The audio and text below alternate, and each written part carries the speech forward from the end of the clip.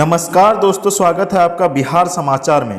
तो चलिए बिहार की 10 प्रमुख बड़ी खबरों के बारे में जानते हैं। तो आप बिहार के किस जिले में रहते हैं ये हमें कमेंट बॉक्स में ज़रूर बताएं और वीडियो अगर अच्छी लगे तो एक लाइक अवश्य कर दें।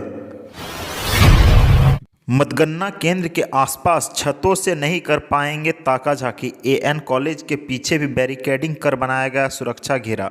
एएन कॉलेज में पटना के सभी विधानसभा क्षेत्रों की मतगणना होगी। एएन कॉलेज शहर के बोरिंग रोड पर घनी आबादी में है। कॉलेज के आसपास ही बहुत से मकान हैं, वहीं कॉलेज के पीछे तो काफ़ी घर हैं और बाउंड्री नहीं होने से समस्या है। ऐसे में कॉलेज के पीछे आर ब्लॉक दीघा 4 लेन के पास बैरिकेडिंग कर दी गई है। कॉलेज के पीछे पुलिसकर्मियों की तैनाती कर दी गई है। बैरिकेडिंग के साथ ही पर्दा लगा दिया गया है जिससे कोई यहां ताकाझाकी नहीं कर पाए। कॉलेज की बिल्डिंग पर भी केंद्रीय पुलिस बल को सुरक्षा के लिए लगाया जाएगा। सशस्त्र जवानों को हर तरफ से लगाया जाएगा। सुरक्षा कर्मियों को इसके लिए प्रशिक्षित किया गया है। पुलिस की पेट्रोलिंग टीम भी मतगणना स्थल पर हमेशा घूमते रहने का निर्देश दिया गया है। गन्ना को मद्देनजर रखते हुए शराब तस्करों को लेकर बड़ी कार्रवाई का निर्देश दिया गया है। आयोग के निर्देश के बाद पूरे बिहार में शराब तस्करों के खिलाफ छापेमारी की जा रही है। बुद्धा कॉलोनी, राजीव नगर, पाटलिपुत्रा, शास्त्री नगर के साथ अन्य कई थाना क्षेत्रों में छापेमारी की जा रही है। गिनती के लिए पार्टियां चौकस, सबसे भरोसेमंद कार्यकर्ता को दी जा रही है ट्रेनिंग। बिहार विधानसभा चुनाव में मतगणना की तैयारी को लेकर राजनीतिक पार्टी तैयारी कर रही है। हर पार्टी की नज़र इस पर है कि मतों की गिनती सही तरीके से हो। इसके लिए पार्टियां अपने प्रतिनिधि को ट्रेनिंग भी दे रहे हैं। पार्टियों के प्रत्याशी तो मतदान केंद्र पर रहेंगे ही, साथ ही उनके प्रतिनिधि भी रहेंगे। बिहार के हर विधानसभा क्षेत्र के प्रत्याशी इस तैयारी में लगे हुए हैं। पार्टियां यह जवाबदेही अपने वैसे कार्यकर्ता को दे रही है जिस पर पार्टी को बहुत भरोसा है। इस बार कोरोना गाइडलाइन के हिसाब से मतगणना केंद्र पर मास्क लगाना जरूरी होगा। साथ ही साथ हाथों को सैनिटाइज करना भी, सोशल डिस्टेंसिंग का भी ख्याल रखना है। 10 तारीख को मतगणना केंद्रों पर सुबह 8 बजे से ही गिनती शुरू हो जाएगी। प्रदेश के हर विधानसभा के मतगणना केंद्र पर नजर रखने के लिए ऑब्जर्वर नियुक्त किए गए हैं।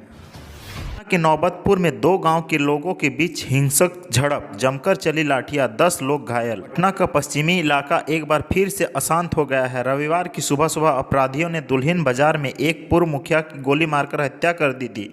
अब शाम होते होते नौबतपुर में 2 पक्षों के बीच काफी बड़ा विवाद हो गया है। दोनों पक्ष के लोगों के बीच जमकर मारपीट हुई, एक दूसरे के ऊपर खूब लाठी डंडे बरसाए गए।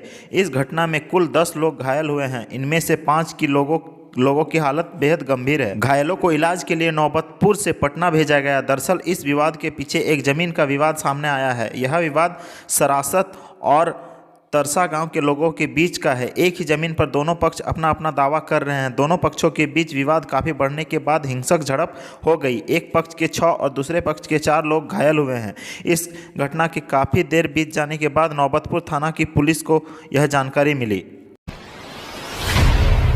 हाउस में ललन, आरसीपी चौधरी ही बतिया रहे हैं। राबड़ी के घर में परिवार जुटा लेकिन मौन। ज्यादातर एग्जिट पोल तेजस्वी यादव के नेतृत्व में महागठबंधन की सरकार साफ साफ दिखा रहे हैं। इसीलिए जो थोड़ा बहुत गहमा गहमी है वह तेजस्वी यादव और राजद के आसपास ही है। तेजस्वी यादव ने भी रविवार को पूरी तरह छुट्टी ले रखी है। आवास से ही बाहर नहीं निकल रहे हैं। कार्यकर्ता कई राउंड घूम गए लेकिन वो मिले नहीं। हाँ, निर्देश जरूर अंदर से आ रहे हैं कि परिणाम के बाद संयम बरते राजद के कार्यकर्ता। सर्कुलर रोड स्थित राबड़ी आवास में लालू प्रसाद का पूरा परिवार जुटा है। यहाँ 9 नवंबर को तेजस्वी यादव का बर्थडे से ज़्यादा 10 नवंबर के चुनाव परिणाम को लेकर चर्चा है। इस बीच दीपावली को लेकर तैयारियों के लिए जेसीबी मशीन अंदर आई है। परिसर में कुछ काम करना है। वहीं मुख्यमंत्री आवास में जदयू सांसद ललन सिंह, राज्यसभा सांसद आरसीपी सिंह, मंत्री अशोक चौधरी जैसे चुनिंदा लोग ही बतिया रहे हैं। नीतीश कुमार इनके अलावा किसी से मिल नहीं रहे हैं। यह बड़े नेता भी न तो उदास है और ना ही उत्साहित। हाँ, किसी एग्जिट पोल पर भरोसा नहीं है। यह जरूर चर्चा कर रहे हैं कि इधर भाजपा दफ्तर से नेताओं तक के आवास में वीरानी छाई है। गृह मंत्री नित्यानंद राय दिल्ली लौट चुके हैं। लोजपा प्रमुख चिराग पासवान भी फिलहाल शांत मुद्रा में है। एयरपोर्ट रोड पर लोजपा का दफ्तर भी शांत है। कांग्रेस की सदाकत आश्रम में कोई गतिविधि नहीं दिख रही है, लेकिन सरकार के आने की संभावना देखकर कुछ नेता पार्टी दफ्तर आ जा रहे हैं। राजनीतिक संकट से निपटने के लिए कांग्रेस अलर्ट, सुरजेवाला और अविनाश पांडे को सौंपी गई कमान। बिहार विधानसभा चुनाव के ज्यादातर एग्जिट पोल में महागठबंधन को बढ़त दिए जाने के बाद कांग्रेस के अंदर भी तेजी आ गई है। गठबंधन की बाकी पार्टियों की तरह कांग्रेस ने भी मुख्यमंत्री पद के लिए तेजस्वी यादव के चेहरे को अपनी स्वीकृति पहले से दे रखी है, लेकिन अब कांग्रेस की नज़र उप मुख्यमंत्री पद पर है। कांग्रेस किसी भी राजनीतिक संकट से निपटने की तैयारी में भी जुट गई है। कांग्रेस के पूर्व अध्यक्ष राहुल गांधी के निर्देश पर राष्ट्रीय महासचिव रणदीप सिंह सुरजेवाला चुनाव स्क्रीनिंग कमेटी के अध्यक्ष अविनाश पांडे को इसके लिए लगाया गया है। बिहार में सरकार बनने तक इन नेताओं को बिहार के कैंप में ही रहने को कहा गया है। रणदीप सुरजेवाला रविवार को पटना पहुंच भी गए हैं। वे लगभग 25 दिन बिहार में चुनाव संभालने के बाद 5 नवंबर को पटना से वापस दिल्ली लौट गए थे। कांग्रेस मध्य प्रदेश, गोवा और गुजरात के राजनीतिक अनुभव से सीख लेते हुए बिहार में अलर्ट मोड में आ गई है। कांग्रेस ने विधानसभा चुनाव में 70 सीटों पर चुनाव लड़ा है। युवा से लेकर बुजुर्ग तक कर रहे हैं चर्चा, कोई नीतीश तो कोई लालू के लाल को बना रहे हैं सीएम। बिहार में तीसरे चरण के मतदान के बाद अब एग्जिट पोल पर सबकी नज़र है। अलग अलग चैनल और अखबार एग्जिट पोल जारी कर चुके हैं। रविवार को हर जगह इसकी ही चर्चा दिखी। युवा वोटरों से लेकर बड़े बुजुर्गों भी बिहार चुनाव पर चर्चा करते नज़र आ रहे हैं। ऐसे में अब इंतजार है तो 10 नवंबर का, जब रिजल्ट जारी होंगे। इस बार तेजस्वी के सिर पर ताज सजेगा या नीतीश कुमार की एक बार फिर से बहार होगी। दैनिक भास्कर टीम ने सोमवार को लोगों से एग्जिट पोल पर राय ली, जिसमें सबने कहा इस बार बदलाव की ज़रूरत है। इस बार बिहार में राजद की सरकार बननी चाहिए, क्योंकि नीतीश जी 5 साल में कुछ नहीं किए हैं। उनका एक प्रोजेक्ट पूरा नहीं हुआ जो वह 10 साल पहले किए। 5 साल सरकार बचाने में चला गया, घोटाला छिपाने में चला गया। को हरा दिया, पर डेंगू से नहीं जीत पाए बेगूसराय के मशहूर सर्जन डॉक्टर ए.के. पाठक। बेगूसराय के मशहूर सर्जन डॉक्टर ए.के. पाठक का रविवार को पटना में निधन हो गया। उन्हें डेंगू हो गया था। डेंगू शॉक सिंड्रोम और मल्टीपल ऑर्गन फेल्योर से उनकी मौत हुई है। इलाज के बाद उनकी हालत में सुधार हो गया था, लेकिन शनिवार को अचानक फिर हालत बिगड़ने के बाद उन्हें पटना के एक निजी अस्पताल में भर्ती कराया गया। प्लेटलेट्स चढ़ाने के बाद भी उनकी स्थिति में सुधार नहीं हो पाया और रविवार को उनकी मौत हो गई। कुछ महीने पहले ही उन्होंने कोरोना को मात दी थी।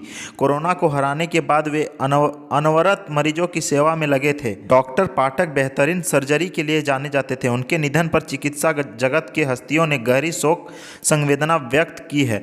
पिछले 1 महीने में बेगूसराय ने 3 सर्जन और 1 रेडियोलॉजिस्ट खो दिया है। पहले डॉक्टर रतन प्रसाद, फिर डॉक्टर ए.के. चौधरी और अब डॉक्टर ए.के.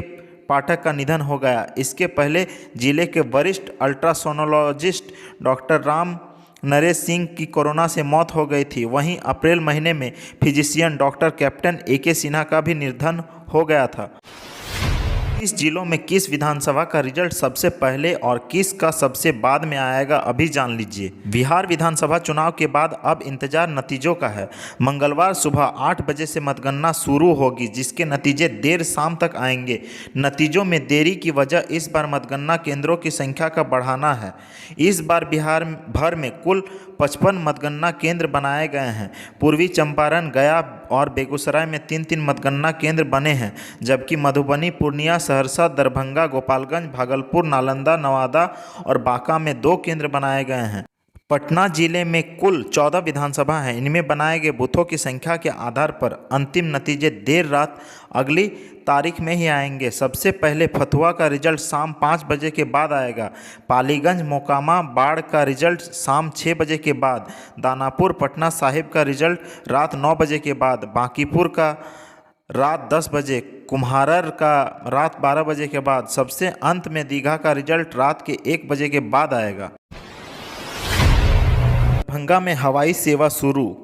पहली फ्लाइट बेंगलुरु से आई, वाटर कैनन सलामी से स्वागत, दूसरी दिल्ली के लिए उड़ी। दरभंगा में 57 साल बाद हवाई सेवा शुरू हो गई। दरभंगा एयरपोर्ट पर रविवार सुबह 11:21 बजे बेंगलुरु से स्पाइस जेट का यात्री विमान ने लैंड किया। इसी विमान ने दरभंगा से दिल्ली के लिए दोपहर 12:35 पे उड़ान भरी। यहां से बेंगलुरु, दिल्ली और मुंबई के लिए विमान सेवा शुरू हुई है। हवाई सेवा शुरू होने से लोगों में काफ़ी उत्साह है। मिथिलांचल को बड़ी सौगात मिलने पर बिहार सरकार के मंत्री संजय कुमार झा ने ट्वीट कर कहा, यह दिन मेरे लिए भावुक करने वाला है। जब आप कोई बड़ा सपना देखते हैं, उसके लिए प्रयास करते हैं और वह अंजाम तक पहुंच जाता है, तो इससे बड़ी खुशी कुछ नहीं हो सकती। दरभंगा के पूर्व सांसद और कांग्रेस नेता कृति आज़ाद ने कहा, मिथिलांचल और बहुप्रतीक्षित हवाई सेवा उनके अथक परिश्रम से कल से शुरू हो रही है। इसके लिए 2014 से प्रयासरत थे। इस स्वर्णिम अवसर का गवाह बनने के लिए मैं स्वयं विमान संख्या CG495 से 8 नवंबर को यानी रविवार को दरभंगा पहुंच रहा हूं। अब बात करते हैं अंतिम खबर की। तो सुबह सुबह घर से टहलने के लिए निकले थे पूर्व मुखिया, अपराधियों ने मारी गोली, मौके पर ही हो गई मौत। सुबह सुबह अपराधियों ने खूनी वारदात को अंजाम दिया है। एक पूर्व मुखिया को गोली मारकर हत्या कर दी गई। वारदात पटना के दुल्हिन बाजार थाना इलाके की है। जिस पूर्व मुखिया को गोली मारकर हत्या की गई उसका नाम संजय वर्मा है। ये एनखा भीमनीचक पंचायत के मुखिया रह चुके हैं। हर दिन की तरह संजय वर्मा रविवार की सुबह भी अपने घर से टहलने के लिए निकले थे। रास्ते में अपराधी पहले से ही घात लगाए हुए थे। संजय वर्मा को देखते ही अपराधियों ने फायरिंग शुरू कर दी। इसमें 2 गोली उनके शरीर के अलग अलग हिस्सों में लगी। गोली मारने के बाद अपराधी वहां से फरार हो गए, जबकि संजय वर्मा की मौके पर ही मौत हो गई।